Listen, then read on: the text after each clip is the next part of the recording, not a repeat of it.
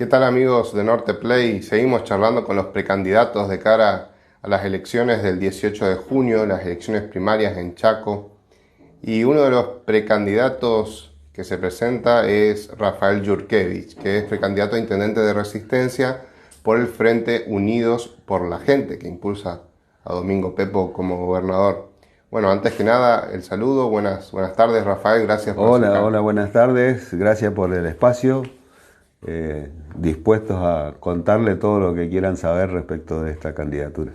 Bueno, Rafael, contame para empezar, ¿cuál es la impronta que estás impulsando desde tu candidatura para la ciudad de Resistencia? Bueno, nosotros dos cosas nos parecen primordiales, digamos. Por un lado, escuchar a la gente, digamos. Es decir, tenemos algunas ideas, conocemos algunos problemas, pero queremos saber qué opina la gente de este tipo de cosas. Por eso, por ejemplo, hicimos una reunión con el decano de arquitectura, porque sabemos que en arquitectura hay un montón de planes que se hicieron en su momento respecto a Resistencia. También hacemos recorrido por los barrios para ver la realidad, digamos, si Resistencia tiene una realidad bastante compleja. El centro es una cosa, el norte tiene otras dificultades y el sur es casi una zona abandonada de la ciudad. Es terrible la situación en la que vive esa gente. De hecho, digamos, el que mejor la pasa un día de lluvia tiene 8 cuadras en el barro para poder llegar a tomar un colectivo, digamos, a ese nivel estamos hablando. Y Rafael, ¿cuál es el plan para intervenir? Bueno, queremos pensar la ciudad no como Resistencia, sino como el área metropolitana. ¿Por qué? Las soluciones hídricas son del área metropolitana, es decir, no se puede buscar una solución hídrica para Resistencia si no se incluye a Fontana, Barranquera, Vilela. De hecho, el último plan integral que hubo, que fue la defensa del Gran Resistencia, es esa, la defensa del Gran Resistencia, involucrada a toda el área metropolitana. Incluso creo que hay cosas pendientes en ese tema. El transporte es otro tema que hay que plantearlo desde el punto de vista metropolitano, es decir, hoy todos sabemos que hay vecinos que viven en Barranquera que trabajan en Resistencia, hay vecinos que están en Resistencia que trabajan en Vilela, hay vecinos de Vilela que trabajan en Fontana, hay vecinos de Fontana que trabajan en Resistencia. Es decir, es una gran metrópoli.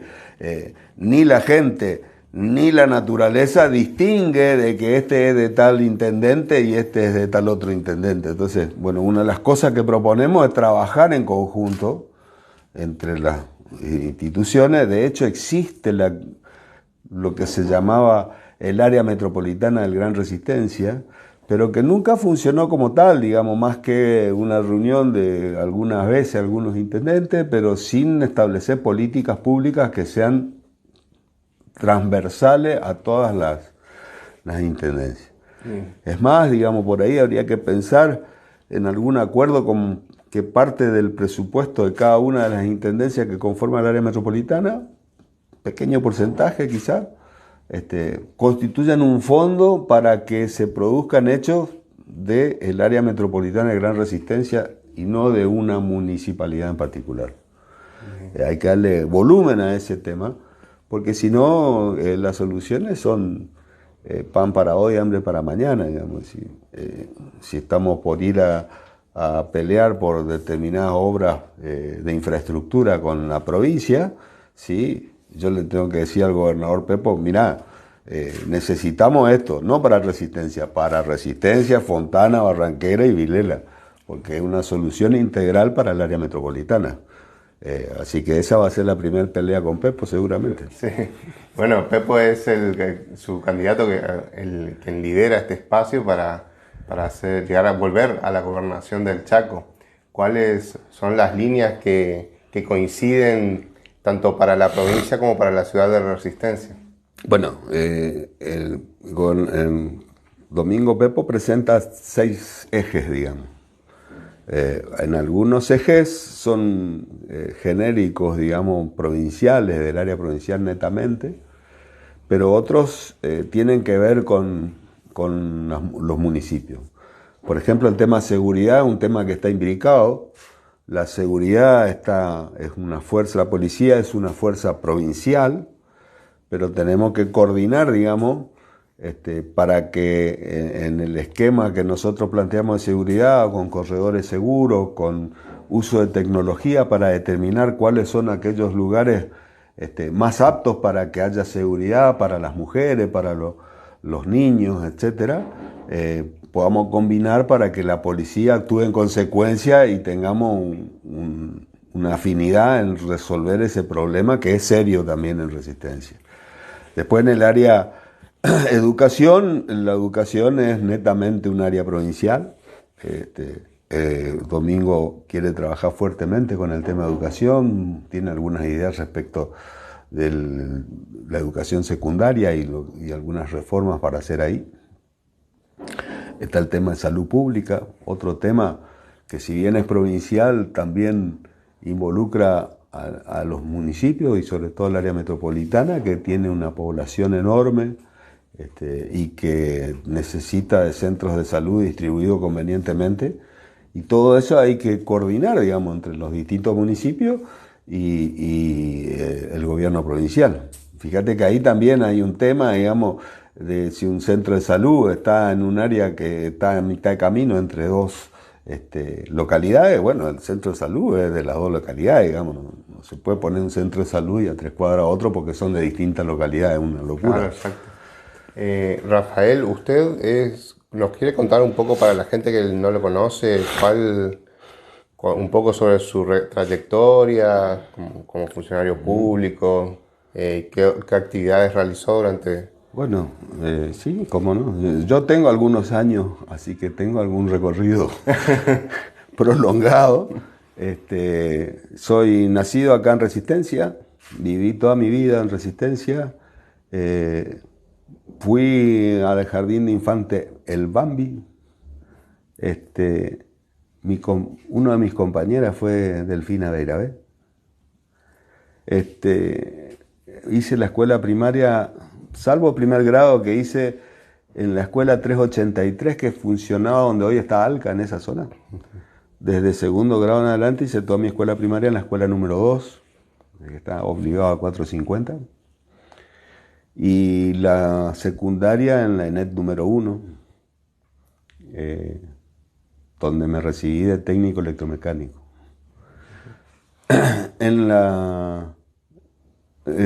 Automáticamente entré a la universidad y conviví el primer año de la universidad con mi servicio militar obligatorio. Hay una anécdota muy graciosa porque como la instrucción terminaba ya en el servicio militar y empezaban las clases en la Universidad Tecnológica, los primeros días me escapaba. Me escapaba para ir a las clases. Como la Tecnológica tenía clases de 19 a 23, yo me escapaba y volvía a las 11 de la noche. Como todavía estaban... La guardia eran los muchachos nosotros somos clase 59, era la clase 58, me conocían, entonces, bueno. Pero claro, me pescaron. Con la suerte de que el teniente que estaba en ese momento, obviamente, castigo y toda esa historia, pero me preguntó qué es lo que yo iba a hacer todas las noches. Yo le conté que yo estaba estudiando en la tecnológica. Entonces, después de los castigos correspondientes, me dio permiso para que salga, vaya a la universidad y que le traiga un certificado de alumno regular. Bueno, hice eso, traje certificado de alumno regular y a partir de ahí, todos los días a las 6:30 de la tarde, yo tenía permiso para salir, ir a la facultad y volver el otro día a las 5 de la mañana. Así que esa fue mi vida, el primer año en la facultad. En el transcurso estudiaba ingeniería electromecánica. En algún momento hubo un llamado de ECOM para formar gente porque necesitaban gente para su empresa y armaron una escuela, se llamaba EDIN, Escuela de Informática de ECOM. Y bueno, seleccionaron algunos alumnos tecnológicos, algunos empleados públicos, algunos alumnos de la UNE, etc. Y en ese esquema fui a parar a la EDINDE, y ahí, bueno, terminé trabajando unos meses en ECOM a partir de la escuela. Pero lo gracioso fue que a partir de ahí siempre trabajé en el tema informática. Claro. Obviamente seguí mi carrera en ingeniería en electromecánica, me recibí de ingeniero electromecánica. Fui presidente del centro estudiante en 1983, unos meses antes de que Alfonsín ganara la presidencia, porque empezaba todo el movimiento de liberación. Antes de esa posibilidad de elección del centro estudiante, no había más que conseguimos que nos autoricen a formar un círculo deportivo. ¿Sí? Un círculo deportivo que yo presidí durante 2 o 3 años, y después presidí el centro estudiante. Y bueno, me recibí en el año 84, cuando empezamos con la carrera de, en ese momento, analista universitario de sistemas, que después se convirtió en analista de sistemas y en ingeniería de sistemas. Claro. Y fui profesor varios años. ¿Usted llegó a recibirse de ingeniero de sistemes también? No, yo me recibí ingeniero electromecánico, hice algunos cursos posteriores, por ejemplo, había unos cursos que eran la Escuela Superior Latinoamericana de Informática, que funcionaban en el Parque Pereira y La Ola. Fui becado 2 veces a los laboratorios de la Escuela Brasileña Argentina de Informática. Y bueno, mi actividad principal siempre pasó por esos temas. ¿Y mi actividad sindical tuvo que ver con tecnológica, digamos. Fui presidente del centro estudiante y después fui presidente de la asociación docente. Y como presidente de la asociación docente, después fui uno de los 6 delegados de la Federación Tecnológica en la CONADU. En ese entonces había una sola CONADU, digamos. ¿Cómo fue el salto a ser funcionario público después? Bueno, en el 2007, yo regreso a la Universidad Tecnológica. Me había alejado de la Universidad Tecnológica por temas laborales, digamos, porque no tenía el tiempo como para dedicarle a la actividad docente. Tenía muchas obligaciones en el interior de la provincia, entonces era dificultoso porque los horarios por ahí no los podía cumplir. A veces había algún lío en el interior que me demoraba más de la cuenta, entonces no podía volver, o volvía recién al otro día. Entonces me pareció que no podía seguir atendiendo la actividad docente. Pero ya en el 2007 ya me había estabilizado, había otra forma de trabajar ya con el interior. Antes había que ir, digamos. Las comunicaciones nos vinieron a salvar de un montón de problemas. Entonces en el 2007 volví a la universidad, me citaron, me pidieron que vuelva para hacer algunas actividades, el tema de la tecnicatura en programación, el tema de los laboratorios. Bueno, trabajé en el 2007 en ese tema, y fue cuando Capitanich gana las elecciones en el 2007. Entonces cuando gana las elecciones en el 2007, para armar los múltiples cargos que se necesitan en la administración, empezó a buscar gente en las universidades. Y así fue como terminé siendo presidente de ECOM Chaco desde diciembre del 2007 hasta diciembre del 2008. Ah, bien. Después usted también fue funcionario de Pepo. Después, digamos, volví a la actividad normal, docente universitario, actividad privada, etc.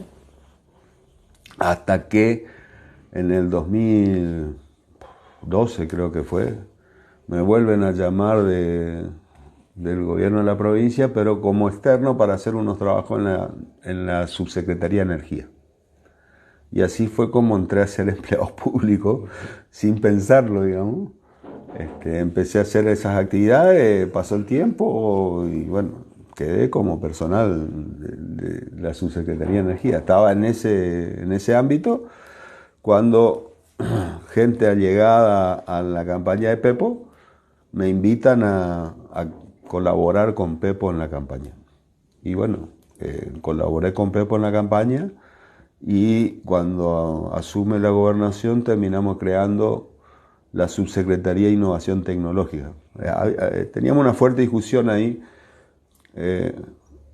Nación tenía el Ministerio de Ciencia y Tecnología, y en el Chaco existía la Subsecretaría de Ciencia y Tecnología en Educación. Claro. Que nosotros la veíamos subsumida por los problemas educativos. Es decir, estaba tan involucrada en el tema de la educación que no hacía un trabajo que para nosotros era vital, que era la vinculación entre las universidades y el sector privado y el Estado. ¿Sí? El Estado como rector de las políticas de desarrollo de una provincia, y necesita un ente articulador entre las universidades y los institutos de investigación y la actividad privada que se desea desarrollar. ¿Y cuáles son los logros que usted identifica del trabajo en esa subsecretaría? Bueno, en principio armamos un equipo de trabajo muy pequeño, 4 o 5 personas, a las que yo digo que se nos colaban, pero en realidad nos colaboraban con nosotros. En el ambiente que estábamos, compartíamos oficina con otra subsecretaría, y esa gente de la otra subsecretaría le interesaba lo que hacíamos, entonces siempre estaba colaborando con nosotros, con lo cual llegamos a formar un equipo de unas 7 personas, una cosa así, 7, 8 personas. Y conseguimos empezar a articular con el Consejo Federal de Ciencia y Tecnología. De hecho, fui el representante regional del Consejo Federal de Ciencia y Tecnología, y en el año 2018, en Tucumán, me eligieron vicepresidente del Consejo Federal de Ciencia y Tecnología. Porque en el Consejo Federal la presidencia la ejerce el ministro de Nación, pero la vicepresidencia la eligen las provincias. Y ahora, Rafael, toda esta experiencia que usted me estuvo comentando en la rama tecnológica, en la rama de la informática, ¿es posible aplicarla a la gobernación del municipio de Resistencia desde algún punto? Desde todos los puntos. Es decir, empecemos por lo básico. El municipio tiene algunas funciones básicas, ¿sí? Uno de mis concejales, con acierto, dice que necesitamos una ciudad limpia, segura y ordenada. Y para las 3 cosas, la tecnología bien aplicada puede ser una ayuda para conseguir efectos más rápidos, digamos. ¿Sí? Es decir, ¿se puede hacer limpieza sin tecnología? Sí, seguro. ¿Se puede tener la ciudad segura sin tecnología? Y es más difícil. Con tecnología es más fácil, porque se pueden detectar las áreas inseguras, se pueden hacer un montón de análisis tecnológicos que nos ayuden a mejorar ese aspecto. Y para que sea ordenada, un aspecto fundamental es que la cantidad de trámites o de cosas que hagan el público, el contribuyente, el dueño de la municipalidad en definitiva, sean lo más ágil posible. La tecnología ahí puede dar una mano increíble, ¿no? Claro, incluso en el edificio mismo de la municipalidad. En el edificio mismo, por ejemplo, una de las cosas que plantea Domingo Pepo para la provincia, tranquilamente la podemos trasladar al mismo concepto en la municipalidad con el trabajo en casa, ¿sí? El trabajo en casa permitiría que ciertas áreas cuyo relación con el público no es tan relevante, sino que hacen un montón de tareas que necesitan solamente de tecnología y de actividad con una computadora, etcétera, la pueden hacer desde la casa, digamos. Eso hoy día se puede hacer, lo hacen todas las empresas, ¿sí? Y eso descomprimiría el problema que por ahí tiene el edificio de un montón de gente que uno a veces le queda la duda si qué están haciendo, ¿no? Claro. Entonces, la propuesta de home office que propone Pepo dice 50% de los empleados públicos. Bueno, habrá que analizarla. El objetivo puede ser el 50%, pero claro, eso es una cuestión que hay que ir adaptando las cosas, porque también significa que hay que adaptar. Cuando uno hay un concepto básico que tenemos que entender todos. Esto se trata de dirección y control, ¿sí? Dirección es si uno ordena manda, convence a la fuerza laboral de que hay que ir por este camino. Pero después hay un aspecto que es controlar de que el camino se siga, digamos. Si cualquier efecto de dirección tiene esos dos componentes, digamos. Si uno cree que solamente dando orden o gritando va a conseguir algo, está equivocado 1000 por 1000, digamos. Claro. No suceden así las cosas. Entonces, usted se podría decir que Yurkey también propone el home office para los empleados municipales de Resistencia. Sí, Eso sí. está claro. Está claro. Bien, Rafael, cuando la gente está enojada con la clase política porque sufrió decepciones, está enojada, por ahí piensa que todos los políticos son iguales, ¿cuál es la respuesta que usted le da a esa gente? Primero, digamos, considerar que todos los políticos son iguales es como considerar que todos los futbolistas son iguales, o como considerar que todos los contadores son iguales, o considerar que todos los abogados son iguales. En realidad hay de todo, como en todos lados, ¿sí? Con una diferencia. A los políticos se someten a la consideración del pueblo. El pueblo los vota. Entonces, digamos, tenemos que empezar a analizar un poco mejor cuáles son las propuestas. Yo tengo muchos amigos de muy diversa vertiente partidaria, ¿sí? Y yo siempre les digo, no discutamos nombres, muchachos, discutamos ideas. Porque cuando uno discute ideas, deja de tener ese tema tan adentro nuestro, no, esto lo dijo fulanita, entonces, esto lo dijo menganito, entonces, ni lo consideramos. Y tenemos que considerar, a ver, ¿qué dijo? ¿Tiene algo de sentido lo que dijo? ¿No tiene algo de sentido? ¿Qué significa? ¿Sí? Y esto, que a veces lo tenemos dentro de lo que somos los que participamos en política, se trasladó a la sociedad. La sociedad, la famosa grieta en la sociedad es por eso, digamos. ¿Sí? No importa lo que diga Cristina Kirchner, lo dijo Cristina. Entonces hay una parte de la sociedad que lo que dijo Cristina es inapelable, y ahora hay otra parte de la sociedad que dice que lo que dijo Cristina es inescuchable. Lo que dice Macri lo mismo, lo que dice Pichetto lo mismo, lo que dice... Sí, o Milei. O Milei, o lo que fuera. ¿Sí? El fenómeno Milei es un fenómeno que hay que... A ver, que algo pasa ahí, ¿sí? Y pasa porque la sociedad cambió. Por ejemplo, hoy existe un concepto que antes no existía, que es el capitalismo de plataforma. ¿Vos sabés lo que es el capitalismo de plataforma? ¿Lo puede explicar, por favor? Bueno, el capitalismo, por definición, digamos, siempre fue el dueño de el equipamiento o el material de trabajo. ¿Sí? El dueño del capital. ¿El capital qué era? El dueño de la fábrica, tenía las máquinas, tenía la fábrica. Entonces buscaba la fuerza de trabajo para hacer funcionar ese capital. Eso era el capitalismo. Bueno, hoy hay una empresa, B&B, que se dedica a alquilar inmuebles. ¿Cuántos inmuebles tiene B&B? 0. Ninguno. Hay otra empresa que brinda servicio de transporte. Varias, hay Cabify, Uber. ¿Sí? ¿Sí? ¿Cuántos autos tiene Uber? 0. Hay otra empresa, Mercado Libre, Amazon, que tienen almacenes gigantescos, distribuyen en todo el país. ¿Qué producen esa gente? Nada. Nada. Son intermediarios. Son intermediarios, pero sobre todo son intermediarios basados en plataformas, ¿sí? Que les brindan los datos para que eso funcione con eficiencia. Por ejemplo, digamos, y esto es lo grave que puede pasar, si la plataforma, o sea, el software con el que trabajan, detecta de que va a haber un aumento de la demanda, pueden subir el precio antes de que el aumento de la demanda se produzca.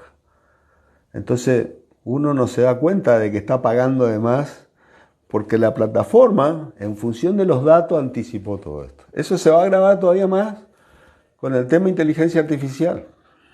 Sí, el tema de inteligencia artificial es un tema para pensarlo con cuidado, porque incluso en manos equivocadas puede llegar a ser sumamente peligroso. Y Rafael, como para ir cerrando este encuentro, el Gran Resistencia es uno de los conglomerados con mayor pobreza en todo el país. Desde el municipio de Resistencia, ¿se puede colaborar a mejorar esos índices, o sea, a reducir los niveles de pobreza? Yo creo que sí, digamos, porque en la medida que uno ordene la ciudad, eso va a significar que exista mayor predisposición a la inversión. Una mayor predisposición a la inversión implicará más cantidad de trabajo. Si uno mejora toda la conectividad de todas las regiones del área metropolitana, también va a significar de que haya mejor movilidad. Es decir, a ver, las ciudades, entendamos esto, las ciudades son un invento del capital. El capitalismo necesita de las ciudades y las ciudades le brindan un servicio al capitalismo. Entonces, muchas veces, digamos, yo escucho y es necesario que entendamos cómo funciona porque si la gente que está en actividad comercial o industrial en el área metropolitana no colabora para que eso suceda, ¿sí? Se está perdiendo un pedazo. ¿Sí? Yo escucho, no, que tal cosa, ¿por qué no tenemos un transporte público gratis? ¿Cuánto subsidia el transporte público hoy? ¿El 80%? Bueno, puede ser más del 50%. Y capaz que conviene tener gratis. Ahora, si yo voy a comprar vehículos, como se compraron ahora no sé cuántos vehículos, ¿por qué no compramos vehículos eléctricos?